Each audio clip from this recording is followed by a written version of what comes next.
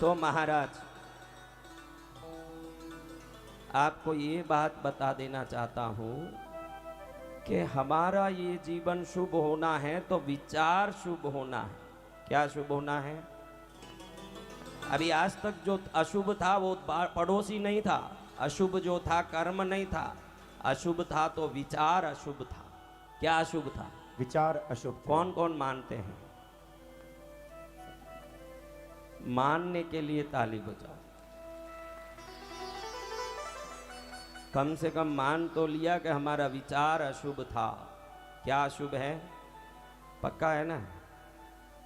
इसको शुभ की ओर मोड़ना आपके लिए संभव नहीं, इसलिए कल मैंने बताया प्राणायाम करो, अपने आप वो शुभ की ओर मुड़ेगा। क्योंकि आप मन को सुधारना कोशिश करोगे, असंभव है कि आपका मन सुधरे, क्योंकि आप उसके नाचे नाच रहे हो, आप उसको नचा नहीं पा रहे हो। आप नाच रहे हो कि वो उसको नचा पाओगे? बताओ। हाँ, अभी तो हम नाच रहे हैं ऐसा लगता। क्या हो रहा है? आप नाच रहे हो कि नचा पा रहे हो? हाँ, नाच रहे हैं ऐसा। तो अगर वो काबू में होना है तो श्वास काबू में होना है। कुत्ते को देखा आपने? आज क्या करूं, शुरू किया तब से कुत्ता गद्दा, सुअर कुत्ता गद्दा रहा, लेकिन ये सब प्राणी है। प्राणी है। हाँ, प्राणियों को प्रणाम। प्रणाम। अब देखिए, कुत्ते का पेट देखा आपने? कुत्ता अधिकतर 10 से 15 साल में मर जाता है, मैक्सिमम, है ना? सही है जी, सत्य वचन। तो कुत्ते का पेट देखोगे तो वो श्वास कैसे लेता मालूम पड़ेगा। खूब हिलता है उसका पेट। जितना ज्यादा जल्दी श्वास लेते हैं इतनी जल्दी मौत आती है। दुनिया में सबसे ज्यादा जीने वाला प्राणी कछुआ है। क्या है? कछुआ। हाँ, सी टॉर्टॉइस जिसको कहते हैं, टर्टल कहते हैं, सी टर्टल 250 वर्षों तक जीता है। 250 वर्ष। आपसे 10 गुना कम गति में वो श्वास लेता है। इसलिए योगी लोग प्राणायाम करते हैं। प्राणायाम धीरे से खींचोगे, धीरे से छोड़ोगे, समझो आपके 10 करोड़ श्वास लिखे हैं। गुस्सा कर करके जल्दी जल्दी उस श्वास को छोड़ते हो तो संख्या पूरी हो जाती है ना, जल्दी हार्ट अटैक आता है, ऊपर पहुंचते हैं।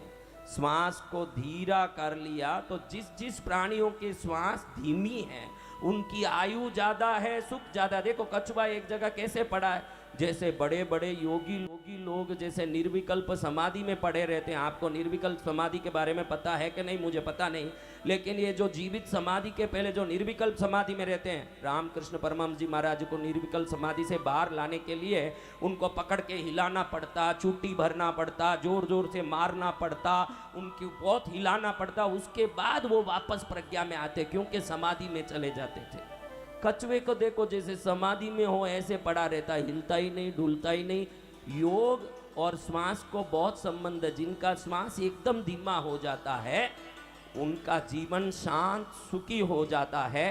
मन को वश में करने की बात मैं बहुत बार कहता हूं तो लोग बोलते हैं कि सुन के तो आनंद आया, घर जाके तो हम वही कुत्ते के जीवन जीते हैं। तो आप बताओ कि हमारे जीवन में हम श्रेष्ठ हैं, ये समझने के लिए क्या करें? मैं एक ही बात कहता हूं, 1 वर्ष तू सुबह शाम, 1 वर्ष निरंतर हर हाल छोड़ के 10 मिनट सुबह 10 मिनट शाम 1 वर्ष प्राणायाम कर। अगले वर्ष में धन तेरे कदमों में होगा, रिश्ते तेरे कदमों में होंगे, सुख तेरे कदमों में होगी, शांति तेरे कदमों में होगा, शक्ति तेरे कदमों में होगा। जय जय गुरुदेव।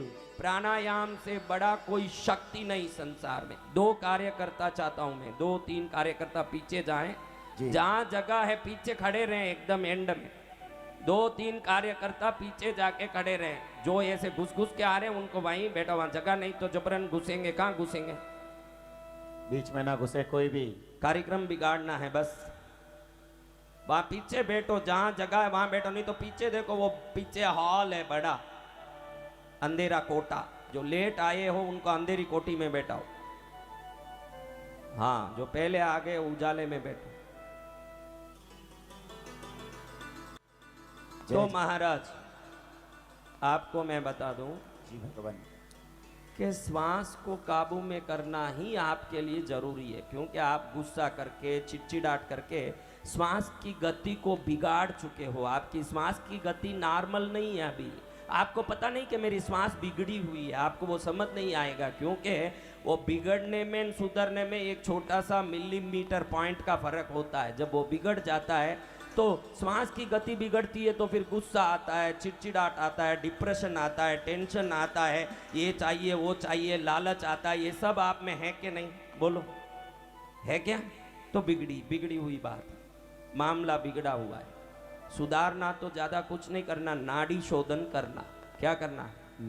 नाड़ी शोधन कुछ नहीं, धीरे से इधर से निकालो, खींचो, इधर से छोड़ो, वापस उधर से ही खींच के इधर छोड़ो, एक बार हुआ, बस इतना सिंपल है। किसी से सीख के करना चाहिए, मन मर्जी जैसे किया, कुछ गड़बड़ हुआ तो नुकसान है। प्राणायाम किसी योग्य प्राणायाम करने वाले योगाचार्य से सीख के ही करना चाहिए, अपने मर्जी से कुछ नहीं करना। आप कोई सही योगाचार्य के पास जाके अनुलोम विलोम सीखो, बस। क्या सीखना? कोई बड़ा प्राणायाम सब कुछ नहीं करना। सुबह में नहा धो के टट्टी पेशाब किए, 10 बार कर लिए, फिर आधा घंटे बाद नाश्ता करो। वैसे ही शाम रात में खाने के 2.5 घंटे बाद ही करना, 10 बार करना। अगर 1 साल ऐसे कर लिए, अगले साल आपकी चेहरे की कांति, प्रकाश, बोलने के ढंग, सोचने के तरीके में सच में ही मनुष्य के गुण आ जाएंगे, जो अभी शैतान के गुण हैं। अभी आप सब देखने में अच्छे हो, आपके अंदर क्या क्या चीजें भरी है मैं अच्छी तरह जानता हूं, और मैं किसी से शर्माता नहीं हूं, डरता भी नहीं हूं। आप जैसे माइके लालों को बहुत मैंने देखा है, इसलिए कोई कहीं डरता नहीं हूं। आप कैसे हो मैं ये खुला ही बोलता हूं, आपसे मुझे कोई लेना देना भी नहीं। आना मत अगली बार, जाओ, आना मत अगली बार, आपसे मुझे कुछ नहीं पड़ा। मैं आपके लिए समय दे रहा हूं, ये मेरी दया है, आपसे मुझे कुछ नहीं पड़ा। बोला सदगुरुदेव की। आप आना मत अगली बार, बैठे रहना अपने घर। मेरे पास तो जो सच है वो ही निकलेगा। आपके दुर्गुण मिटने हो तो आपको प्राणायाम करना पड़ेगा। आपको समृद्धि चाहिए तो भी नेगेटिव आरा निकालने में भी प्राणायाम ही एकमात्र माध्यम है। शरीर के दुर्गुण मिटाने में भी प्राणायाम ही माध्यम है। देव कृपा पाने भी प्राणायाम। देखो इस दुनिया में यज्ञ करे, पूजा करे, यज्ञाचार्य को देखा क्या? हम लेट से जाते हैं यहाँ, लेकिन वो अग्नि जलाने के पहले प्राणायाम करते हैं, बाद में अग्नि जलाते हैं। देव कार्य में प्राणायाम पहले होता है। मैं साधना कक्ष में बैठता हूँ, कौन कौन देखते हैं मुझे? मैं पहले क्या करता हूँ? हाँ, पहले प्राणायाम करने के बाद ही पूजा शुरू हो। शास्त्र में यही विधि है। जो सीधा पूजा करता है देवकोप के भागी बनता है। श्वास को शुद्ध नहीं किया न पूजा करता है तो अपने अशुद्ध वायु देवों पर छोड़ने के श्राप के भागी बनता है। वो कर नहीं सकता पूजा, बिना प्राणायाम कर नहीं सकता। तो प्राणायाम सभी चीजों में यम नियम, आसन, प्राणायाम, प्रत्याहार, ध्यान, धारणा, समाधि, अष्टांग योग में चतुर्थ योग, चतुर्थ गति मोक्ष देने वाला है प्राणायाम। हमारे तीर्थंकरों ने प्राणायाम की योग सिद्धि से ही कैवल्य ज्ञान को प्राप्त किया।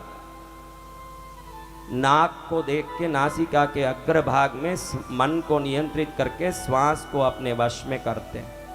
कृष्ण की भगवत गीता में योग में देखो तो क्रिया योग की पूरी बात करते हैं, जिसको हिमालय के महाअवतार बाबा, काशी के श्यामाचरण लाड़ी जी महाशय ने उस प्राणायाम योग को बहुत अच्छे रूप से समझाया है।